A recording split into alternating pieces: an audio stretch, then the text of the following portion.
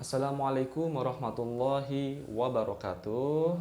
Kembali lagi kita belajar, yaitu materi selanjutnya, pelajaran selanjutnya fikih. Silakan dibuka fikih halaman 64, yaitu adzan ya, adzan dulu. Apa sih itu adzan itu? Adzan secara bahasa adalah pemberitahuan.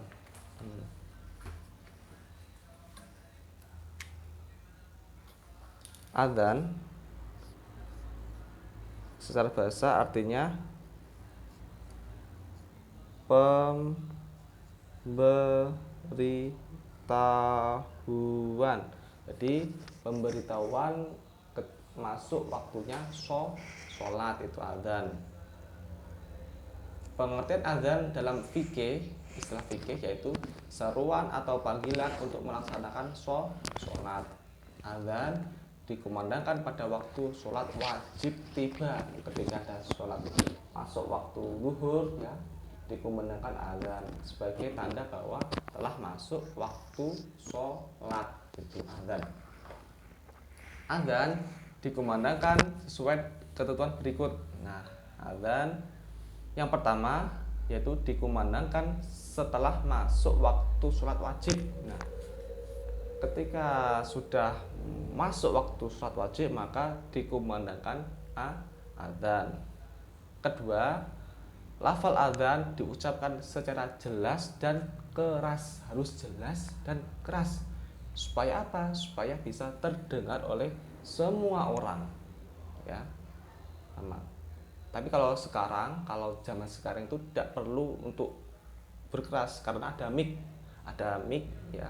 Karena mic itu bisa ada speaker ya, speaker itu bisa sangat keras sekali itu. Terdengar bahkan sampai kampung itu terdengar pakai speaker itu. Kalau sekarang itu, kalau zaman dulu ya itu orang itu naik ke atas tempat yang tinggi kemudian adzan dengan keras kalau dulu. Kalau sekarang itu sudah canggih pakai speaker itu. Selanjutnya yang ketiga yaitu lafal adzan diucapkan secara urut dan tertib. Urut dan tertib, tidak boleh kayak hayya 'alas shalah, Allahu akbar, Allahu akbar, enggak boleh, harus urut Allahu akbar, Allahu akbar, Allahu akbar, Allahu akbar, asyhadu an la ilaha illallah ya, dan seterusnya. Tidak boleh dibolak-balik hayya 'alas shalah dan asyhadu alla dan Allah, enggak boleh itu. Harus secara urut dan tertib.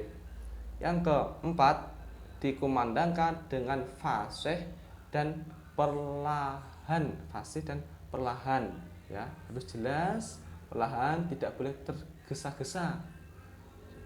Ditakutkan nanti berubah lafalnya nanti kalau tergesa-gesa ya. Harus jelas, perlahan, fasih. Yang kelima, dikumandangkan oleh satu orang muadzin ya, satu orang muadzin. Muadzin itu artinya orang yang mengumandangkan adzan, namanya muadzin, itu satu orang. Selanjutnya, tidak disela dengan perkataan lain. Nah, ketika mengumandangkan adzan tidak boleh kita ngobrol Allahu akbar, Allahu akbar, kemudian berbicara temannya gimana, enggak boleh ya. Harus adzan harus utuh, enggak boleh disela-sela oleh perkataan lain ya. Allahu akbar, Allahu akbar, dan seterusnya sampai selesai ya. Tidak boleh berbincang-bincang atau ngobrol, enggak boleh. Selanjutnya disunahkan berdoa setelah adzan. Nah, setelah adzan itu disunahkan untuk berdoa. Nanti lafaznya ada di sini. Selanjutnya, orang yang mengumandangkan adzan disebut muadzin. Syarat-syarat muadzin antara lain ya, ini pertama, laki-laki muslim ya, harus laki-laki dan muslim. Bagaimana perempuan? Perempuan nggak boleh ya, harus laki-laki dan muslim. Laki-laki kafir boleh nggak? Non Islam itu nggak boleh, harus muslim. Selanjutnya, suci dari hadas dan najis ya, harus suci. Dia harus suci dulu dari najis dan hadas. Ketiga, tidak menerima upah Keempat, menutup aurat dan menghadap kiblat ya. Ini menutup aurat dan menghadap kiblat. Kiblatnya kemana arahnya? Ke Ka'bah. Kalau di Indonesia itu menghadap ke barat. Selanjutnya dapat melafalkan adzan dengan fasih dan nyaring. Ini.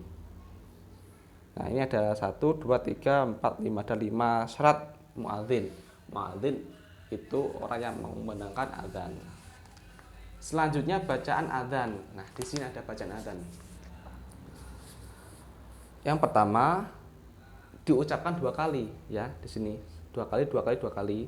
Allahu akbar, Allahu akbar. Allahu akbar, Allahu akbar. Asyhadu an la ilaha illallah.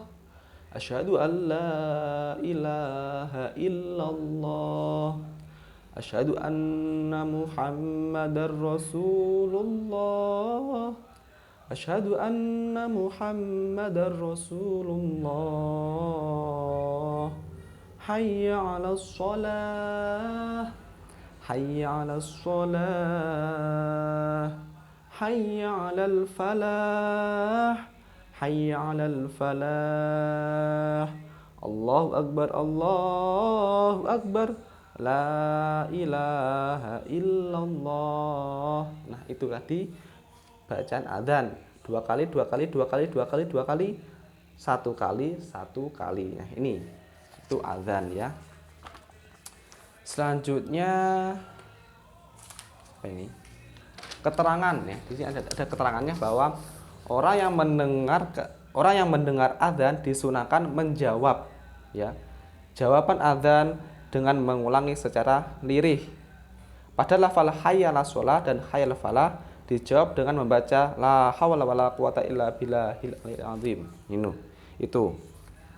Jadi ketika kita mendengar suara adzan, misalnya di masjid itu kok terdengar suara adzan ya, maka kita disunahkan untuk menjawabnya. Menjawabnya gimana? Menjawabnya ketika muadzin itu Allahu akbar, Allahu akbar, kita menjawab Allahu akbar, Allahu akbar gitu ya. Kemudian kalau muadzin itu membenarkan lafal ini asyhadu alla ilaha illallah, kita juga menirukan asyhadu alla ilaha illallah gitu ya.